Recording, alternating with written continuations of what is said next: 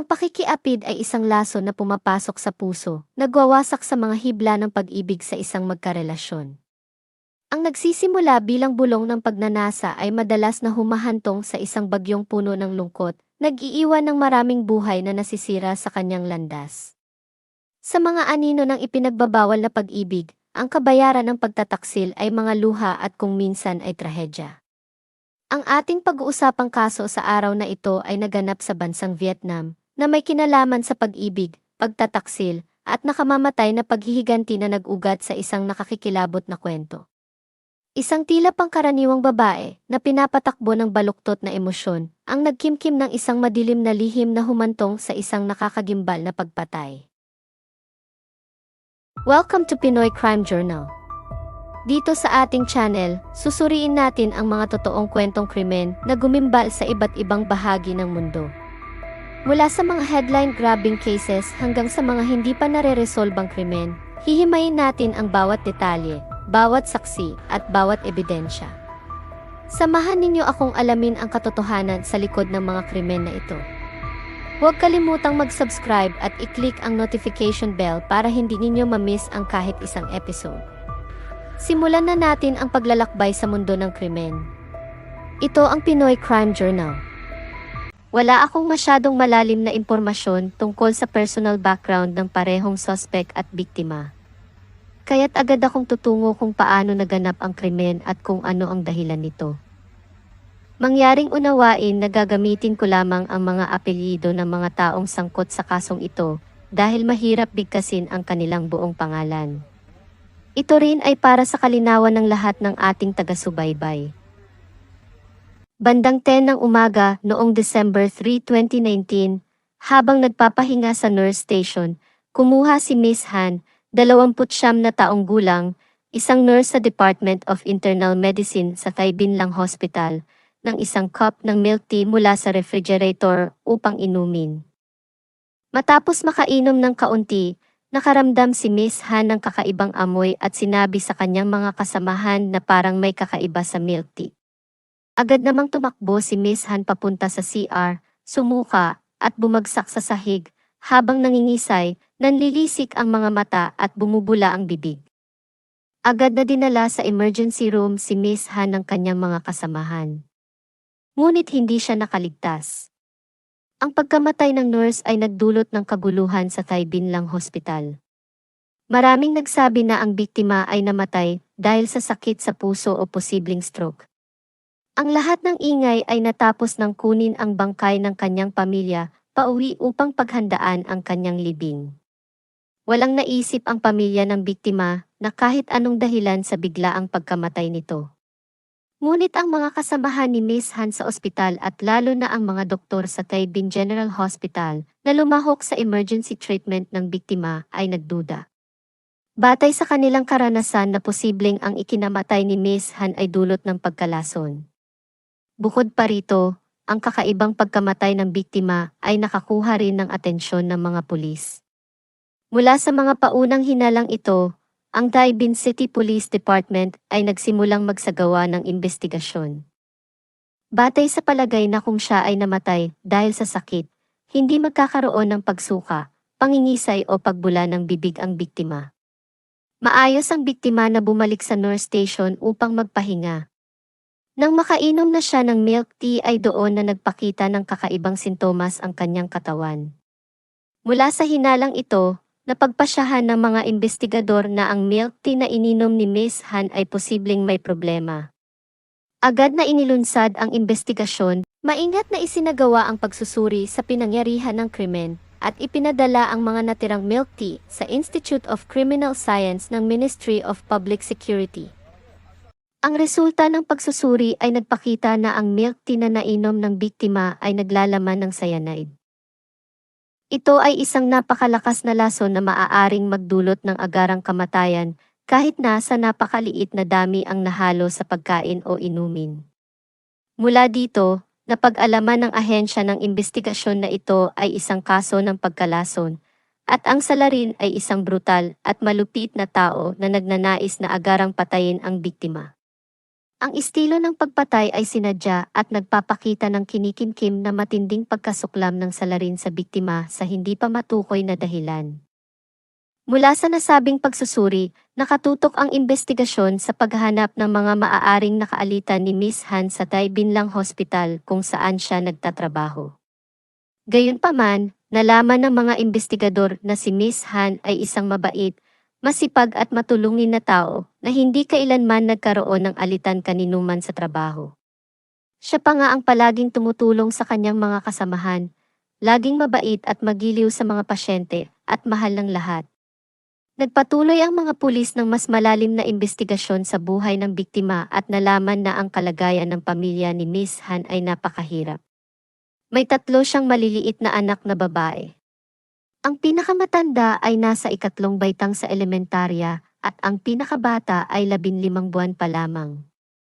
At kamakailan lang ay nawala ng trabaho ang kanyang asawa, kaya't siya lamang ang tumataguyod sa kanilang pamilya. Sa kabila ng kahirapan, ang biktima ay walang pagkakautang kaninuman. Maganda ang relasyon ng mag-asawa at walang alitan sa magkabilang partido ng kani-kanilang pamilya. At maayos ang pakikitungo ng biktima sa mga kapitbahay, kamag-anak at kaibigan. Kaya naging palaisipan sa mga pulis kung sino ang salarin at ano ang motibo nito.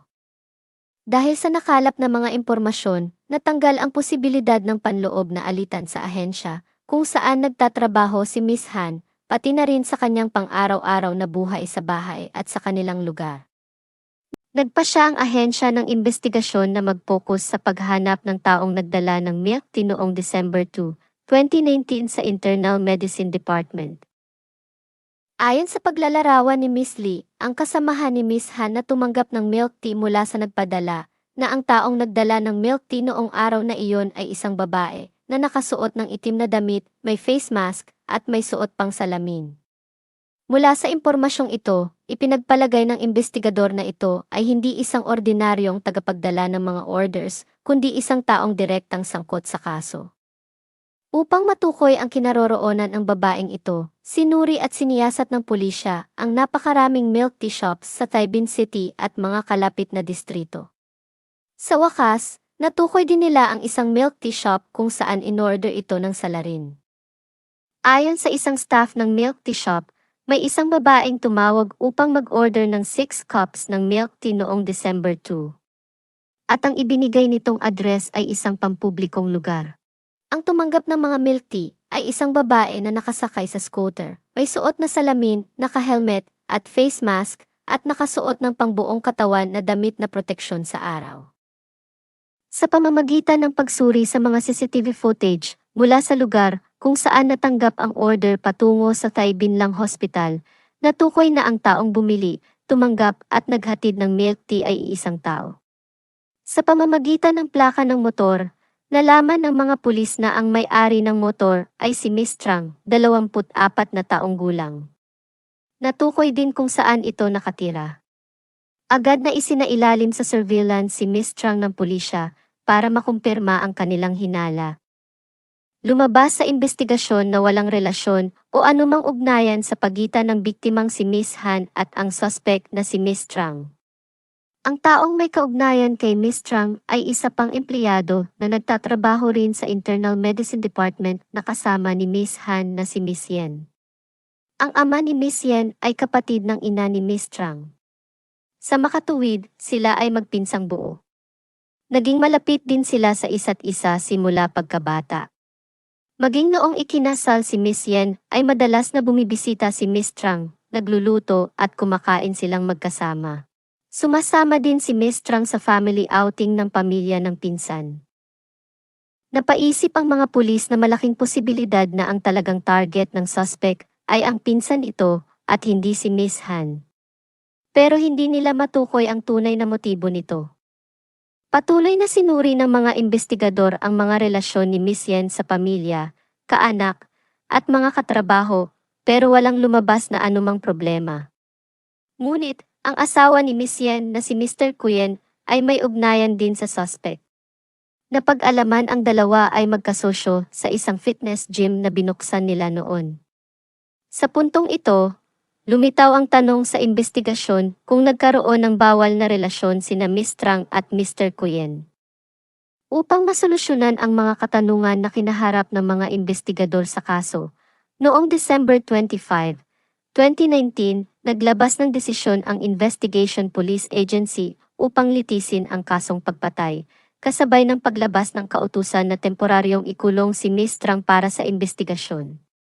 Upang makumpirma na si Miss Trang ang may kagagawan sa pagkamatay ni Miss Han, noong December 31, nagpa siya ang Investigation Police Agency na hukayin muli ang bangkay ng biktima at magsagawa ng autopsy upang liwanagin ang kaso. Sa tanggapan ng Taibin City Police, nagpakita si Miss Trang ng pagiging kalmado nang tanungin tungkol sa kanyang relasyon sa asawa ng kanyang pinsan na si Miss Yen. Sinagot niya ang lahat ng tanong ng investigador ng maayos at matapang na itinanggi ang mga akusasyon. Ngunit sa kalaunan, sa harap ng hindi mapapasubali ang mga ebidensya laban sa kanya, napilitan siyang aminin ang ginawang krimen. Ayon sa pahayag ni Miss Trang, noong January 2019, nagkaroon siya ng lihim na relasyon kay Mr. Kuyen na asawa ng kanyang pinsan. Kahit alam niyang mali ito, ay tuluyan pa rin siyang pumasok sa kanilang bawal na relasyon at ibinigay ang lahat sa lalaki. Walang nakakaalam na kahit sino man sa kanilang relasyon. Naging maingat silang dalawa na magkita sa labas. Matapos ang ilang buwan ng pagtataksil sa kanyang asawa, napagtanto ni Mr. Kuyen na nakagawa siya ng matinding pagkakamali at nakaramdam ng matinding konsensya sa kanyang pamilya. Kaya noong October 2019, kusa siyang nagmungkahi na tapusin na ang relasyon nila ni Miss Trang. Nasaktan ng husto si Miss Trang sa pakikipaghiwalay ni Mr. Kuyen sa kanya. Ayon sa suspect, nagkaroon siya ng depresyon at nag-isip na kitlin ang sariling buhay. At sa simula ng November 2019, nagsaliksik siya sa internet tungkol sa nakakalasong kemikal na cyanide upang isagawa ang kanyang plano para sa sarili. Ngunit nang makita niyang masaya sina Miss Yen at ang kanyang asawa, lalo siyang nagngit-ngit sa selos. Agad niyang naisipan na patayin si Miss Yen upang malaya niyang makasama si Mr. Kuyen nang walang pangamba sa anumang isipin ng iba. Kaya naman, bumuo ng plano ang suspect kung paano niya maisagawa ang pagpatay sa pinsan. Alam ni Miss Trang na mahilig ang kanyang pinsan sa milk tea. Kaya naman noong December 2, kahit nasa lamay siya ng isang kamag-anak, ay bigla na lang siyang umalis nang walang nakapansin. Ito ay ayon mismo sa pahayag ng kanyang mga magulang. Umalis ito sa lugar na hindi nagpaalam sa kanila. Gamit ang isang junk SIM card, tinawagan ni Miss Trang ang isang milk tea shop upang umorder ng 6 na cups ng milk tea sa kanila. Ibinigay niya ang isang pampublikong address at sinigurong hindi siya makilala ng nag-deliver, kaya tinakpan niya ng mabuti ang mukha sa pagsuot ng face mask at salamin. Hindi niya naisip man lang na maraming CCTV camera sa lugar na kanyang ibinigay. Dumiretso siya ng uwi sa kanyang bahay pagkatapos makuha ang kanyang mga in-order. Dala ang isang syringe, ginamit niya ito upang simulang lagyan ng lason ang mga milk tea cups. Ang in-order niyang 2 bote ng cyanide online ay naubos sa pang-4 na cup ng milk tea. Kaya iniwan ng suspect na walang laman ang natitirang 2 milk tea. Bandang 2:00 ng hapon sa parehong araw, tumawag si Miss Trang sa isang delivery man upang ipahatid ang mga milk tea sa ospital, ngunit hindi ito nagtagumpay. Kaya ang suspect mismo ang nagdala ng mga milk tea. Sinamahan pa niya ito ng isang bag ng prutas at isang sobre na naglalaman ng 100,000 Vietnamese dong. Ang katumbas nito sa ating pera sa kasalukuyan ay nasa 227 pesos. Nagpanggap siyang kamag-anak ng isang pasyente upang walang maghinala sa kanya at ang mga pagkain at pera ay bilang pasasalamat umano galing sa pasyente. Ngunit pagdating ni Miss Trang sa ospital bandang 5:00 ng hapon ay hindi na niya nakita ang kanyang pinsan.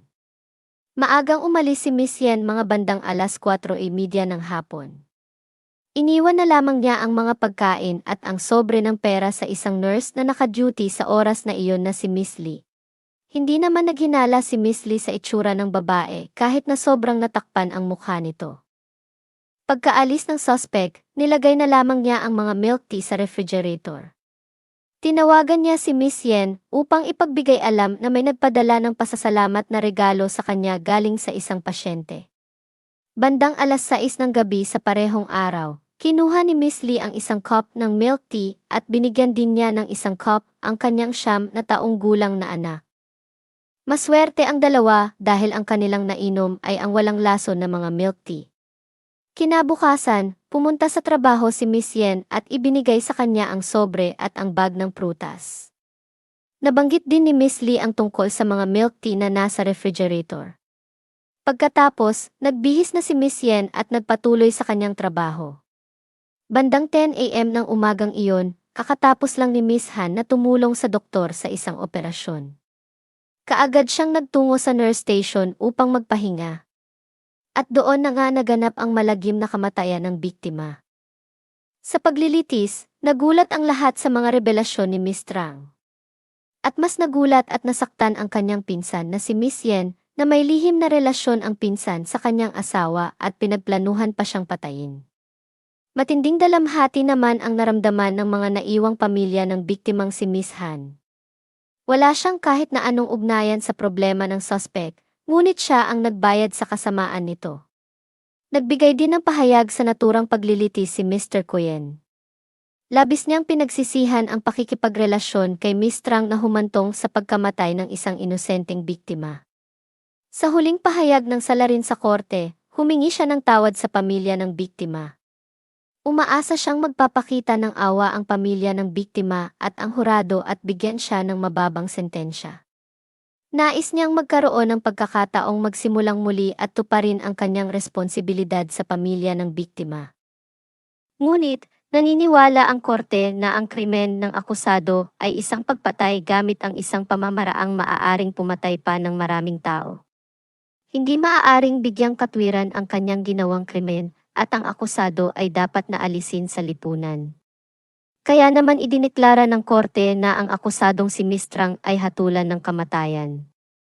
Inatasan din ng korte si Miss Trang na magbayad ng kabuo ang halagang 269 million Vietnamese dong o halos 612,000 pesos sa kasalukuyang exchange rate. Ito ay kabayaran sa lahat ng gastusin sa libing, kabayaran para sa mental na pinsala at suporta para sa 3 anak ng biktima. Inatasan din siyang magbayad ng buwanang halagang 2 million Vietnamese dong o 4,500 pesos upang makatulong sa pagpapalaki ng 3 anak ng biktima habang siya ay naghihintay na maisakatuparan ang kanyang hatol.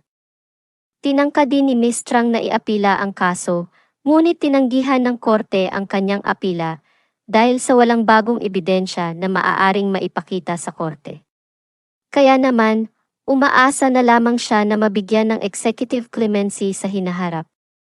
Ang imahe ng kapatid at ina ni Miss Trang na humahagulgol, habang ang ina ay hindi halos makakilos at kinailangang alalayan ang 2 kamag-anak, palabas ng korte matapos ang paglilitis, ay nagdulot ng simpatsya sa maraming tao.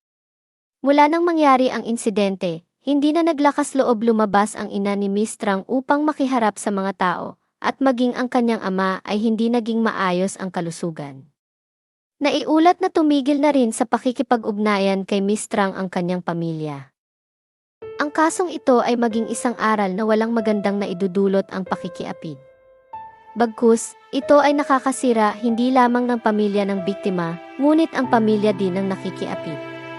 Magiging tampulan sila ng pangungutya ng lipunan at ang sakit na kanilang kailangan pasanin dahil sa ginawa ng isang kapamilya. Huwag maging makasarili at isipin ang nakakarami. Isipin din ang maaaring kahihinatnan kung papasok sa bawal na relasyon. Lahat ay talo at maraming inosenteng biktima pa ang masasangkot. Ang pinakamasakit gaya ng ating kwentong krimen ngayong araw ay may isang inosenteng biktima ang nadamay at ang pinakakawawa ay ang mga naiwang maliliit na mga anak nito.